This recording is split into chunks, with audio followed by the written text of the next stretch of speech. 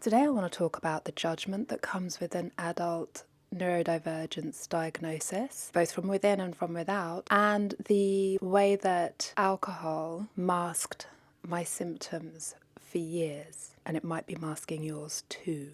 Hello, and welcome to day 26 of the 11:11, where I attempt to speak for 11 minutes and 11 seconds, unscripted and unedited, about something. And today it's going to be about neurodivergence again, because it's the last week of January, so it's the last week in which I'm doing this challenge, and this is the theme that I've set for this week.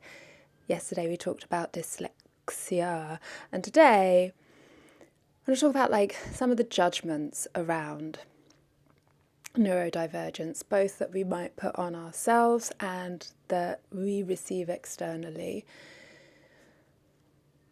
More so, I've had quite a lot of, oh, are you just collecting the alphabets? Are you just collecting the alphabet?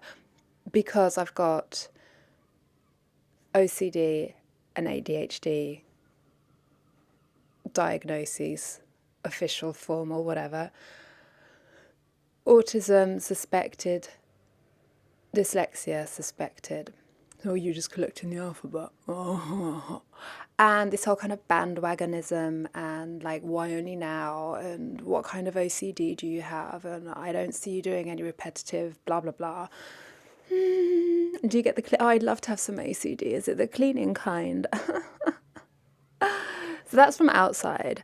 From inside, it's actually been really important for me to be diagnosed for validation, but even in the areas I haven't actually got an official diagnosis, just to have a self-awareness that I think that's me, has been as an adult, as a fully grown adult that's also perimenopausal. That's how much of an adult I am. It's been really a revelation to me, because I have blamed myself for a lot of things that I do, thinking, oh, that's because I'm an idiot, or that's because I drink too much. I don't drink anymore, but that was my narrative. I was this because I drink too much. I'm a loser because I drink too much. I'm this because I drink too much. And actually, when I stopped drinking is when I was myself enough without medication, unofficial medication of alcohol, to mask symptoms. This is when I was able to be more aware of things that might be going on in me, inside of me. Because as a child or a teenager, you're just kind of oh, you don't want to be different, and everyone goes through this, and blah. And if you haven't got anyone pointing it out to you, because you're a good quiet girl, then you might just not ever know. And if no one ever points out to you, because everything is actually happening on the inside and not on the outside, because you're a good quiet little girl, then there's no reason for you to necessarily know. And then you discover alcohol, and then you discover that life is easier with alcohol. Oh my goodness, social interaction is so much easier with alcohol. Flirting, intimacy, all of these things are so much easier with alcohol. And so the alcohol just happens. And then maybe other substances come into play, and they maybe help. You're like, oh my goodness, that really helped me to focus and get my work done. That's amazing. And what you've actually been doing all of that time is self-medicating. And people used to say this to me when I was in the midst of my self-medicating, and I just thought they were that's cute. That's a cute way of saying let's get drunk. That's a cute way of saying mama needs more wine. No, I'm not a mother, but yeah. And then the self-medicating stops working, and it gets messy, and then you start to blame all of your problems on the fact that you self-medicate. I have problems because I drink too much. I have problems because I have problems.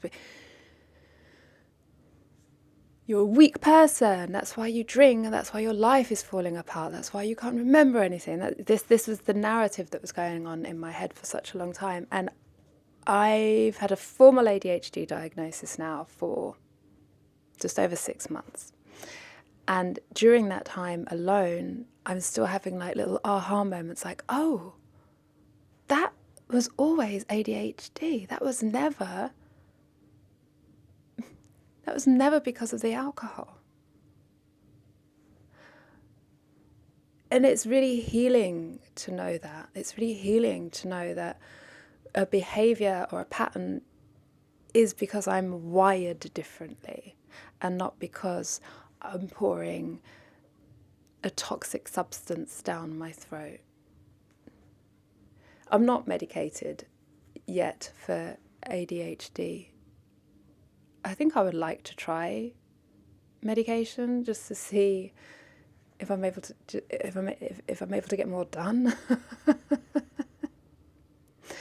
But I'm not in a position to afford to go privately, like I didn't go privately for my diagnosis. So that was a waiting process on the NHS through the right to choose pathway, and now I'm back on a waiting list. I've been on this waiting list now for, I don't know, is it 6 months? I don't know, 5, 4. But I think the waiting list might just be paused because I think the government, I think we can't cope in this country with how many people are requesting ADHD diagnoses and treatment. So whatever that means. But so if you're thinking that you might be wired a bit differently, it is really worth making some investigations, and that, you know, you don't have to. Yes, the NHS waiting lists are long. Yes, it's very expensive to go private, but there's lots of resources available online that can help you to identify traits. I love tests. I love doing like online tests, personality tests, but also there are like lots of really good pre-assessment screeners that kind of like you that are available online that you can take, and that's like, yes, you pass the threshold to warrant a full assessment, and that's like usually enough of an indicator, I think, for me. Anyway, but because it just kind of explains something to you about yourself, and then you can start to make allowances for yourself. You can stop blaming yourself for things, and you can start figuring out what workarounds might help for you, and just letting people know. And you can let people know if you want to, and you don't have to say whether it's an official diagnosis or not. I mean, who's quizzing you here? Washing machine, final spin, very loud. But it's been certainly very liberating for me to have this diagnosis. Like, for example, when I stopped drinking, that's when I discovered that I had my brand of OCD brand. I'll talk more about this in another video during the week, but my OCD, I remember, like, it was always there. But it's all happening in my head. Unfortunately, I haven't got the kind that people say, oh, I wish I had that kind where I just was like cleaning all the time. I don't have that kind. I don't have that kind. It's all in my head. It's intrusive thoughts. And then, oh, but then how come I can't see the behaviours? Because the compulsive behaviours, because that too is all playing out in my head. So when I was at school, I used to see very violent images in my head, usually involving sharp objects or glass. Some classes would trigger these more than others. I remember the science lab being quite triggering for me. I would smash test tubes up and like slowly sort of harm myself. I'm going to get penalised for saying that by YouTube. But yeah, they were quite sort of, I would say they were quite violent images, and I'm not a violent person.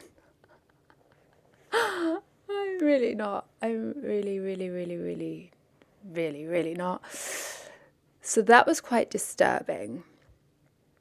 And then when I, grew up and was drinking lots, I guess I didn't notice them. I didn't really notice, like, alcohol does a quite good job of masking thoughts, full stop, really. Well, it doesn't really. Actually, it doesn't do it. It's not good at all. It's not effective long term. It has the opposite effect. But when I stopped, then I started noticing these other intrusive thoughts that were of a quite personal, intimate nature. And it wasn't until I read this book, and then it was later made into a TV series called Pure, Pure, that I was like, oh, that's me. That's why I'm seeing the things that I'm seeing in my head. That's me. I've got that. And it's just a woman who's just brave enough to talk about what she had. But I wouldn't have known if I hadn't stopped drinking the alcohol, if I hadn't stopped self-medicating. Anyway, this is long. 11. Thank you.